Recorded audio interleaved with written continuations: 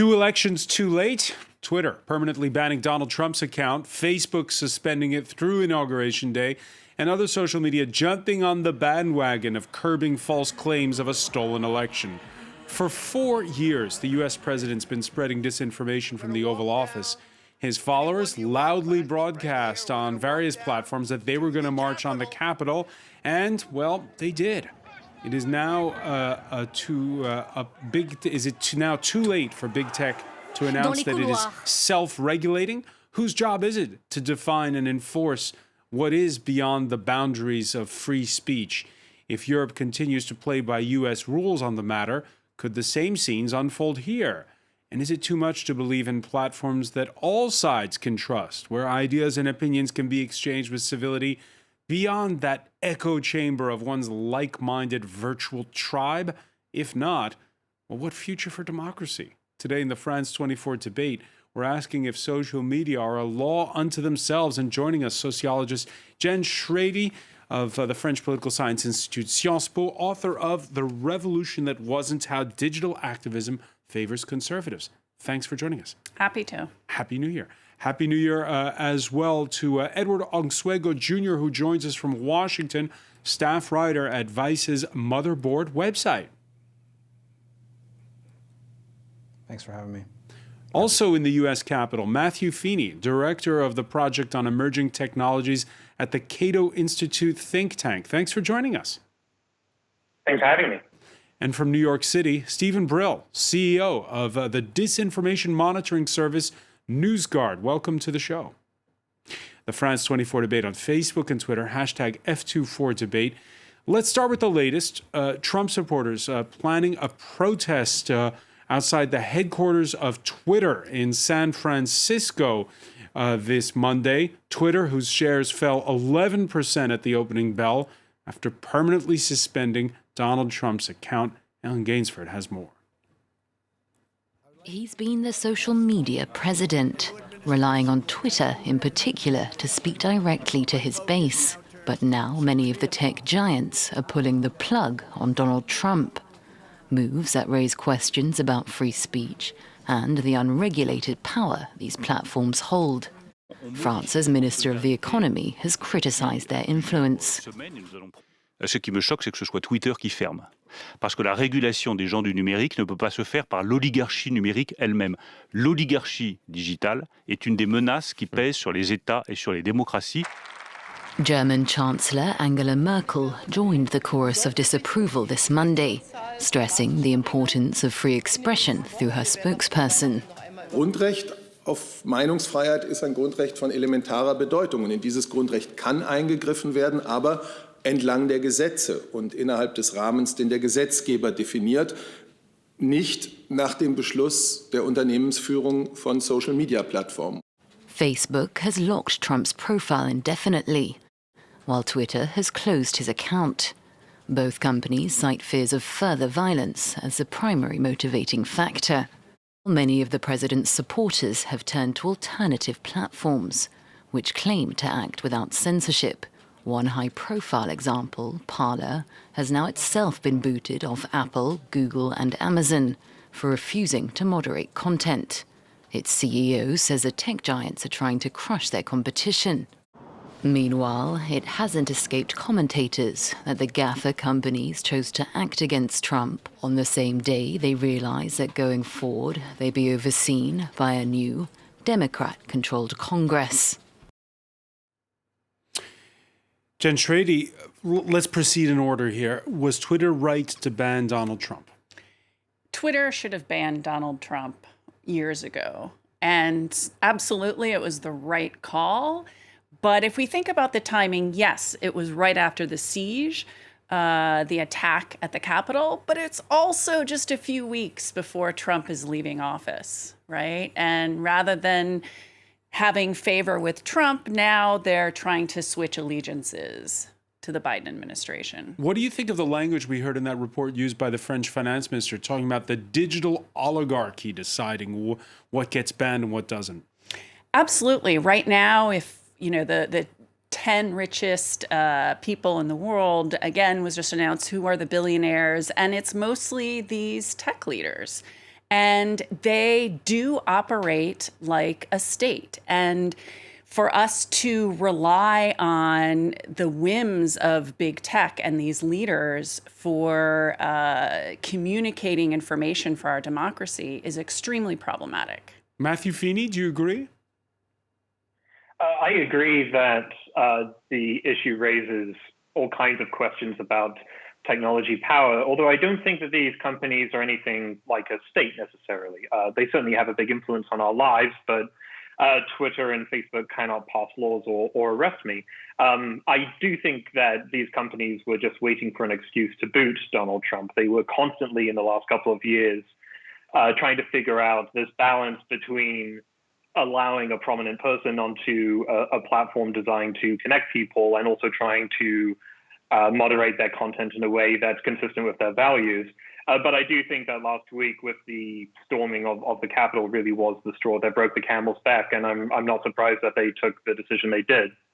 I saw one person writing, Matthew, that each time Donald Trump tweeted out incendiary remarks, it was kindling to the firestorm we witnessed in Washington last week.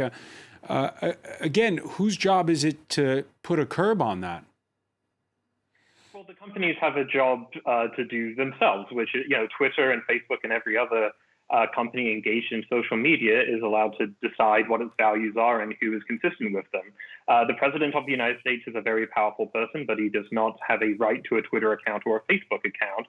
These are private companies that can make whatever decision they want. And although these companies have decided to ban the president still has many, many venues in which to express his views and to get his voice out there. And I think it might be true that these companies are trying to make sure they cast themselves in a favorable light before a Biden administration and a Democratic Congress. But I think we should remember that Democrats have their own complaints about these companies. And I think the debate in the coming months and years will be about political extremism online. I think we're used to in the last couple of years to dealing with this debate from the side of conservatives who complain about allegations of bias. But the future debate for the next few months or years is going to be about political extremism. Political extremism. Edward Onsuego, at this point, how do you tackle it? Is it up to these companies to establish their own guidelines, or do you need public regulators? I think that there's been a focus on these companies as a source of online extremism, and then definitely there's the fact that they amplify it, that they allow people, it's easier for people to fall down rabbit holes and become radicalized extremists, but also overlooks the fact that in this country there's a long history of right-wing violence. There's a long history of, the sort of animus and antipathy for democracy that, we saw in the riot on the Capitol Hill.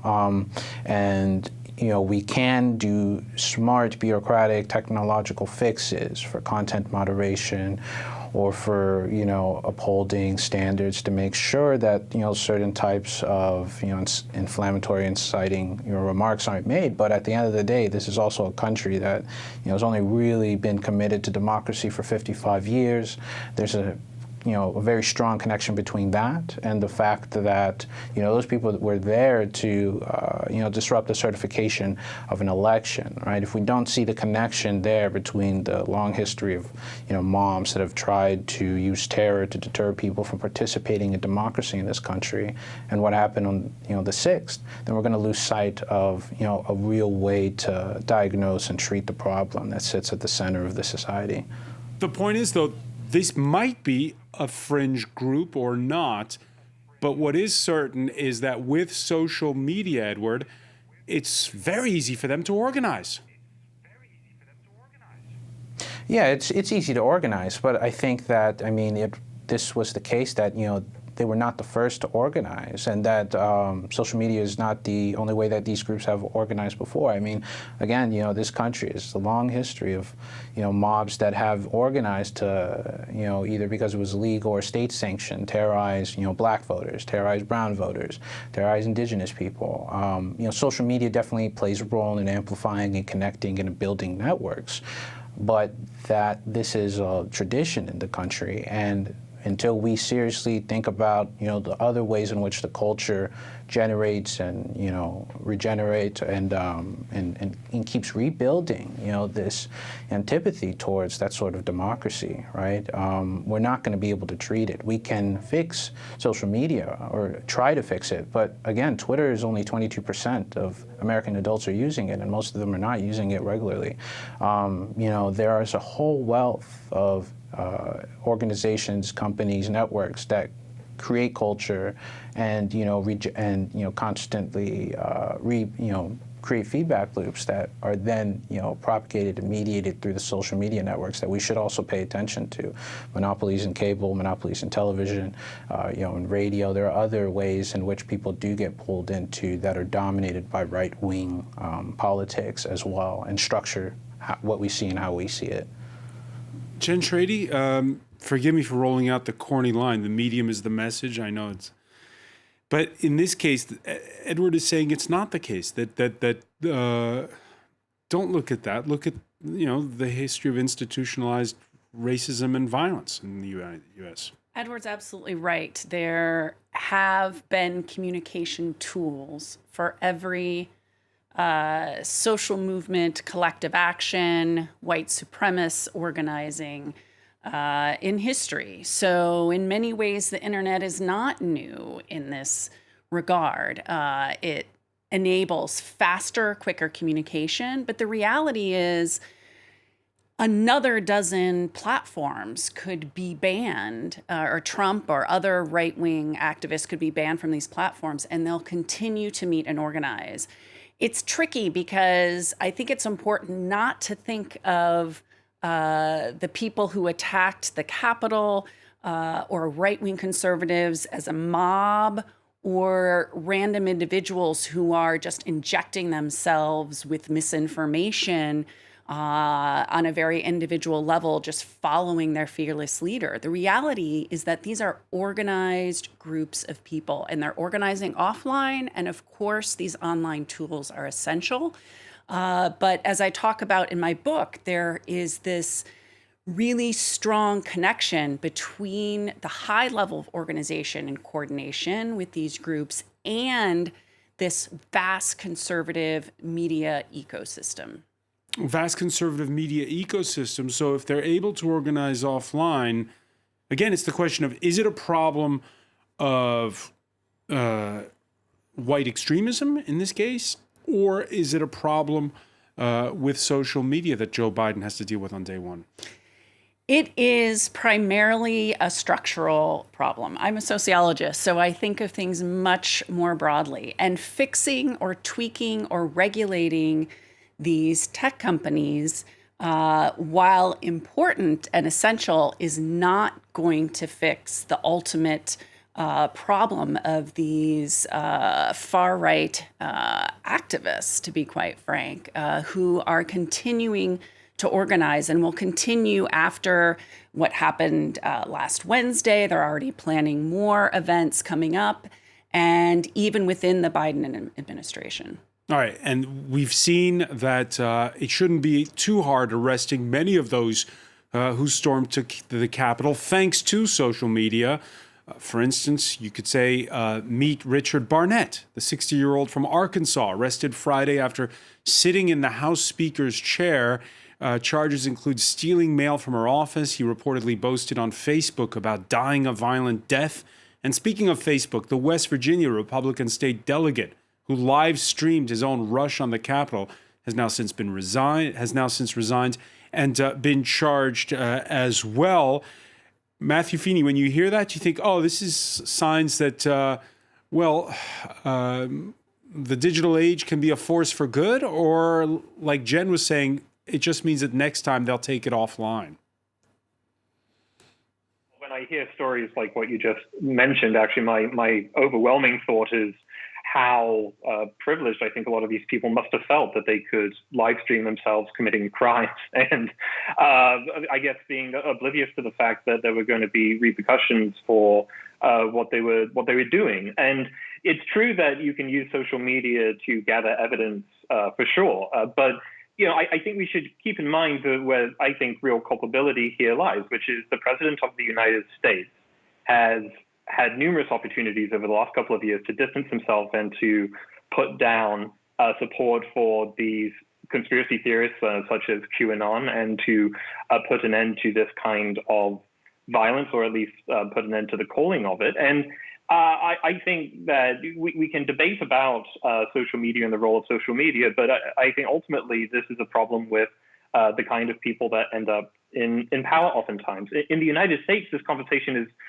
very difficult because the First Amendment covers as legal a lot of the content people seem to be very concerned about. So we might all be concerned about the fact that this kind of activity was prompted by commentary online. And we might hate that content, but the vast majority of it is legal under the First Amendment.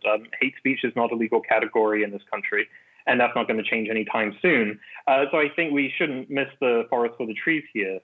Social media is just a small part of a much larger conversation.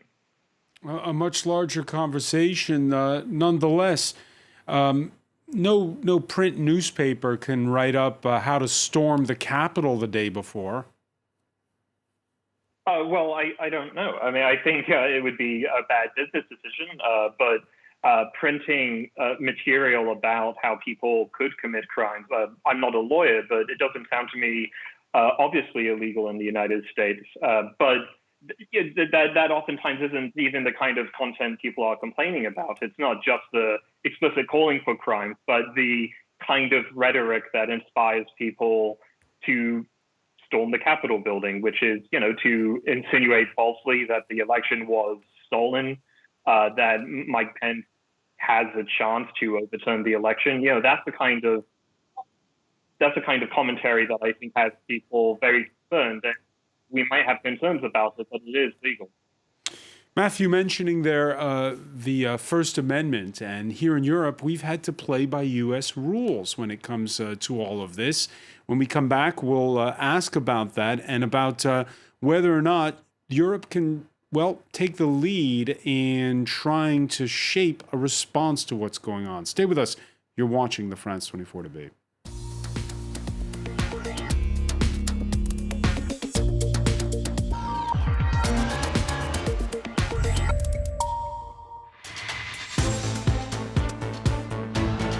Welcome back, or welcome if you're just joining us. It's the France 24 debate, and we're talking on the first working day since many social media platforms have curbed or entirely blocked Donald J. Trump over his incitement to that storming of the Capitol last week in Washington. We're talking about it with sociologist Jen Schrady of the French Political Science Institute, Sciences Po, author of The Revolution That Wasn't, How Digital Activism Favors Conservatives. From Washington, D.C., Edward Onsuego Jr., staff writer at Vice's Motherboard website.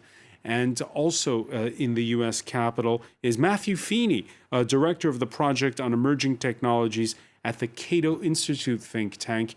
We saw in part one of our discussion how we talked a lot about Twitter and Facebook, Google and Apple entirely removing far-right friendly social media platform Parler from their app stores, while Amazon has booted it from its web hosting services. More on that from Georgina Robertson. Following in the footsteps of Google and Apple, Amazon has suspended its web hosting services to the social media app Parler, citing what it calls a very real risk to public safety. The platform, popular amongst America's far-right movement, is believed to have played a pivotal role in inciting last week's violent storming of the US Capitol. Parler gained its following for an explicit hands-off approach to content moderation. Recent attempts to rein in the app's more extreme content via a team of volunteers, failing to convince Amazon. Recent threads have called for the killing of Vice President Mike Pence. The CEO of Parler has refuted the accusations and says that this was a coordinated attack by the tech giants to kill competition in the marketplace. We were too successful too fast. You can expect the war on competition and free speech to continue, but don't count us out. Mainstream social media apps have taken a harder line on hate speech, and President Trump himself was banned on Twitter. Parler pitches itself as the only social media platform that protects people's constitutional right to freedom of speech. Appealing to many conservative voices in the US, it has attracted some extreme elements looking for an alternative to what they view as the liberal mainstream platforms. Amazon's web hosting service is removing a key part of Parler's infrastructure. Statements from the social media group say that they will likely be unavailable for up to a week as they rebuild and hunt for an alternative provider. And among the reactions to the news, the New York Post calling it a one-sided ban, with the front page headline, "Free Speech Left Out." Edward Osuego Jr., do you agree with the Post? I think that if, with Parler, the concern, if there's one, is about whether or not these companies would be able to ban any application that they want that's on their platform. But I think also one thing that's lost sight of in this discussion is the fact that these apps made these decisions after workers organized and pressed these demands that otherwise the companies likely would not have acted on. And so we should be thinking about how, okay, if we are concerned about whether or not the companies can unilaterally do this, then the answer would be to figure out a way to democratize them. So if a decision is made that affects the ability of people to use some application or service, that it's done in a way where it abides by values or ideas or principles that the people involved in that process would be. And I think a more democratized set of series of services in the digital economy would make more sense, whether the democratization happens in the workplace, whether it happens with the communities that are affected and use them, whether it's by the population at large. But we need to start thinking about these platforms in ways where they're not simply private absolutist structures that can rule out dictates that everyone has to follow and abide by, even if they don't affect every single person. It's still we should desire, if we're about free speech or freedom of expression or democracy or any of these sort of values, we should try to extend them to a workplace that we are concerned might have undue influence in our daily lives. Instances like last week, Google, for the first time ever, employees there unionizing. You're saying that that will bring a measure of those checks and balances that are needed? Yeah, I definitely think that, as a basic first step, all of these companies should have unions, right? They should have unions of employees, they should have unions of the contractors, especially because the contractors are, exploited in many instances by companies that deny them the protection under the law that employees get, right? And because contractors are doing a lot of the invisible work that's necessary to keeping the, digital world running, whether it's content moderation, whether it's training your algorithms or training, voice recognition services or maps or any other sort of information that seems to work within artificial intelligence. There's a human being, usually a contractor, behind that. I think that if democracy is a value in of itself, then it makes sense to extend it to the workplace and to try and make sure that if these platforms are going to be increasingly more central to our lives, that we should have correspondingly an increasing input in how they're run, whether that's, again, the workers or the users or the communities affected by them. Matthew Feeney, you agree? Well, I don't have a strong view necessarily on the organization of these companies per se. I think that these kind of messages are going to get out regardless of how these companies are organized. And in fact, I think isn't that, excuse me for interrupting, isn't that part of the problem when you look at a company like Facebook, where Mark Zuckerberg is basically all powerful within the company?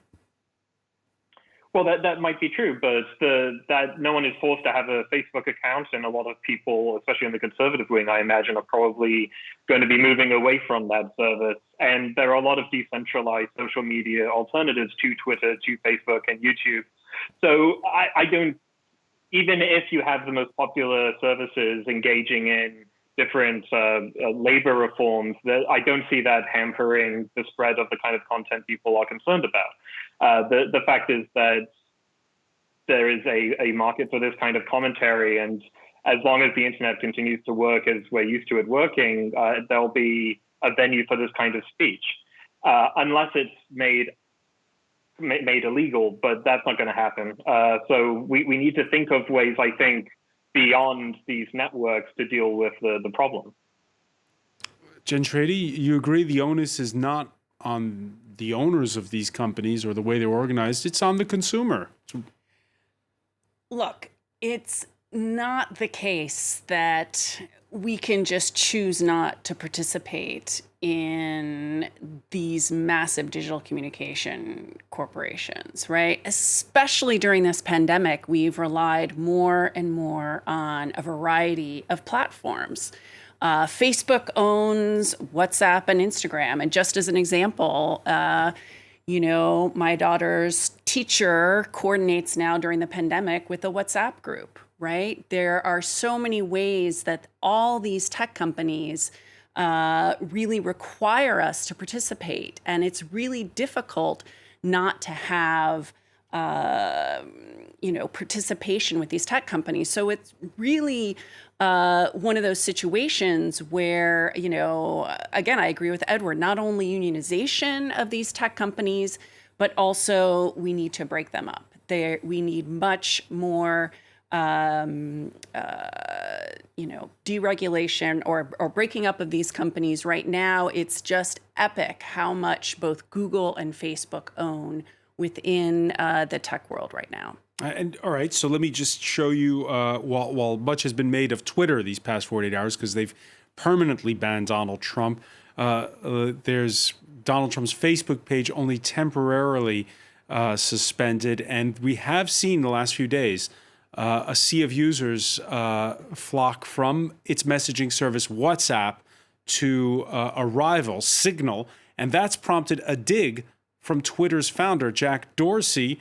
This is what he tweeted out on Sunday, the founder and CEO of Twitter, showing that the top downloaded app these days seems to be Signal. Your reaction to that, Jen Trady? The reality is that people are going to move around to different platforms, and there is going to be some level of substitution. But I think despite the massive spike that we saw with Signal, which, by the way, does have many more privacy constraints for sure, the reality is that these big tech companies are still dominating, and it's going to take a lot more than people migrating to something like Signal to make these tech companies more accountable to people. Matthew Feeney, you heard Jen Trady's call. Break them up, these tech giants, Google and Facebook. You agree?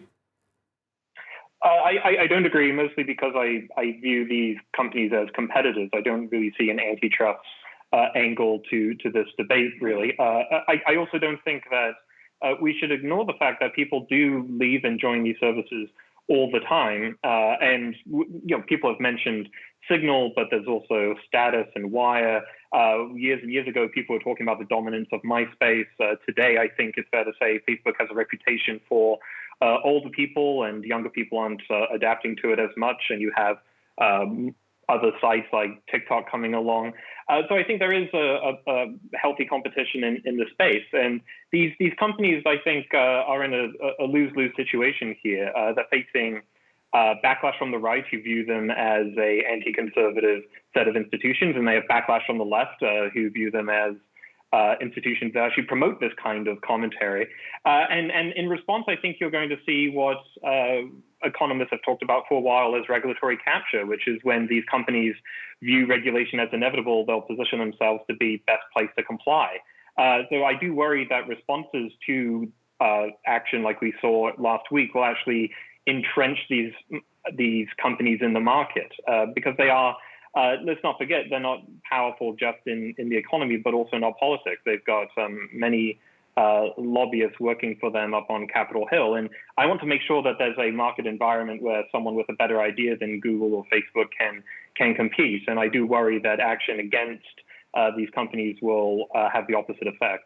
All right, taking a different view, Europe's Commissioner for Internal Markets, He's called for the Biden administration to work with Brussels hand in hand to regulate the internet. Thierry Breton, who recently rolled out the Digital Services Act. It's a framework for future legislation, pointing out the downside of banning Trump from Twitter in an op-ed in Politico.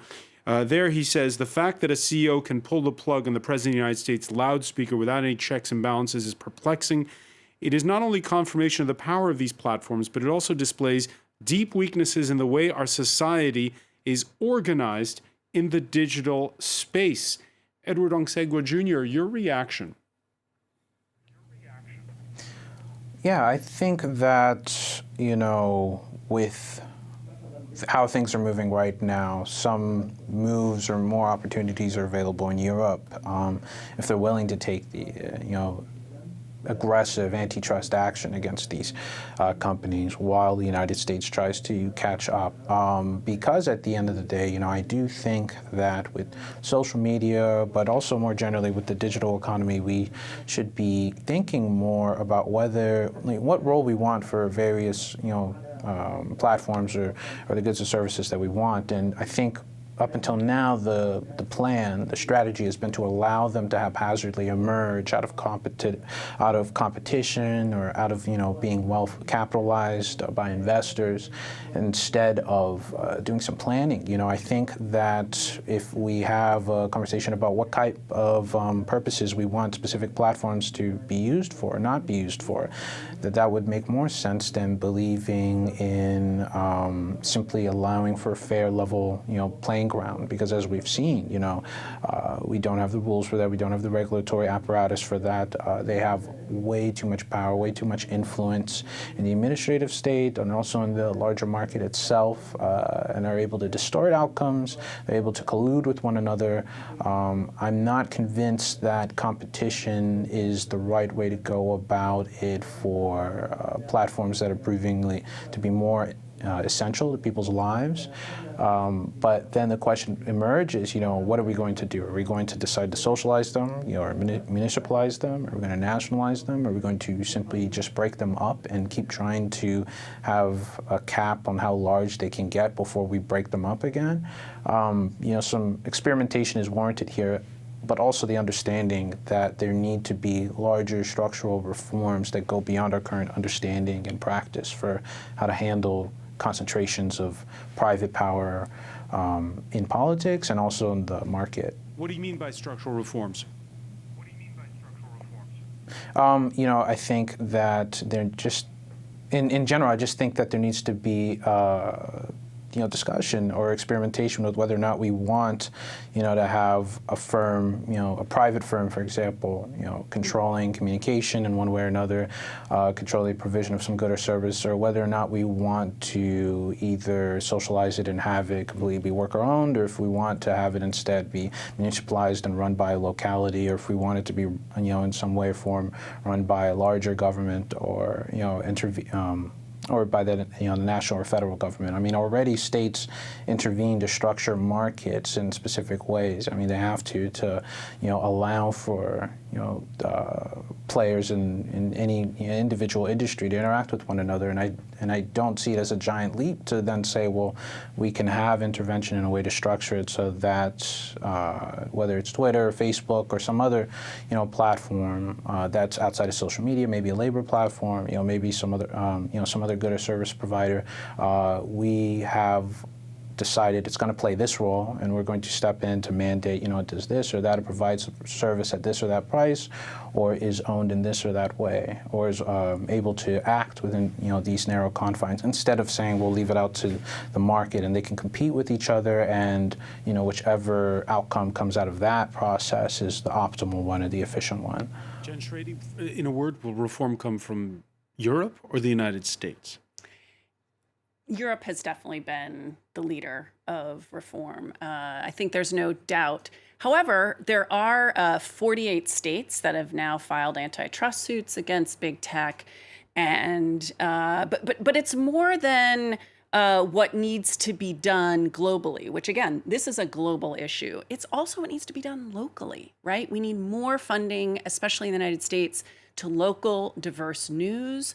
We need to think about the fact that so much journalism and media and everyone has been paying attention to each of those toxic Trump tweets, such that it does feel very jarring in some ways to have POTUS no longer have this platform.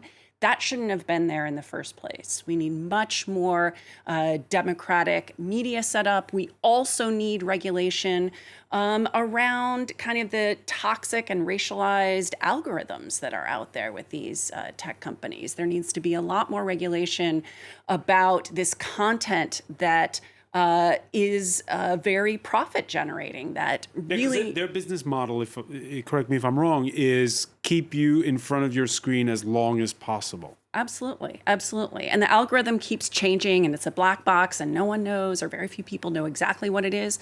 But that's exactly what happens, is that they constantly giving you notices, really trying to set you up for these extreme views.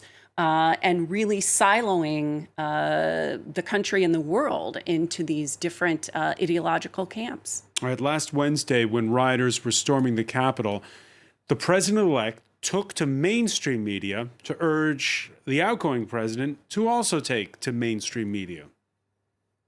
I call on President Trump to go on national television now to fulfill his oath and defend the Constitution and demand an end to this siege.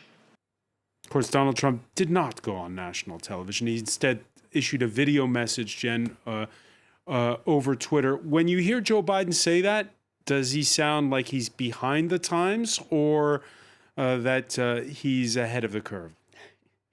Biden has been taking every single political move, including the siege on the Capitol, including the regulation of big tech, very, very slowly. And in order to really address what's happening with tech and more broadly politically, Biden's going to really have to step up his game and take bolder moves. All right, that'll be the final word for now. Much more to talk about on this topic. I want to thank you, Jen Schrady.